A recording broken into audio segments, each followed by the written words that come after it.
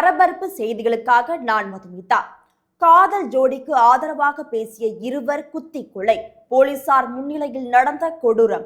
கர்நாடக மாநிலம் சிவமுகா மாவட்டம் பத்ராவதி புதிய டவுன் போலீஸ் நிலைய எல்லைக்கு உட்பட்ட ஜெய்பீம் நகரில் வசிப்பவர் நந்தீஸ். இதே பகுதியை சேர்ந்தவர் சிருஷ்டி. இவர்கள் 2 பேரும் ஒரே பகுதியை சேர்ந்தவர்கள் என்பதால் பழக்கம் ஏற்பட்டது. இந்த பழக்கம் நாளடைவில் காதலாக மாறியது. இதையடுத்து இருவரும் செல்போன் எண்களை பரிமாறிக்கொண்டு பேசி வந்துள்ளனர். இவர்களின் காதலை 2 பேரின் குடும்பத்தினரும் எதிர்த்துள்ளனர். இதனால் காதல் ஜோடி கடந்த சில நாட்களுக்கு முன்பு வீட்டில் இருந்து வெளியேறினர். இது குறித்து தகவல் அறிந்த குடும்பத்தினர் காதல் ஜோடியை வலை வீசி தேடி வந்தனர்.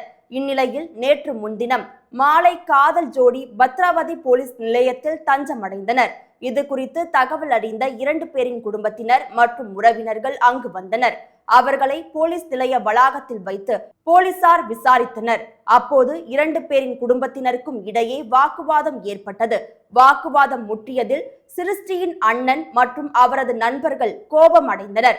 அப்போது அவர்கள் திடீரென நந்தீஸுக்கு ஆதரவாக பேசிய அவரது உறவினர்கள் கிரண் மற்றும் மஞ்சுநாத் ஆகிய 2 பேரையும் கத்தியால் சரமாரியாக குத்தினர். இதனை பார்த்த போலீசார் அவர்களை தடுக்க முயன்றனர்.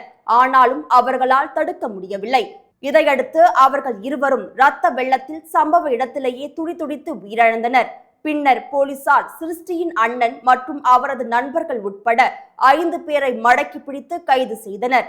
இதையடுத்து உயிரிழந்தவர்களின் உடலை போலீசார் பிரேத பரிசோதனைக்காக அரசு மருத்துவமனைக்கு அனுப்பி வைத்தனர்.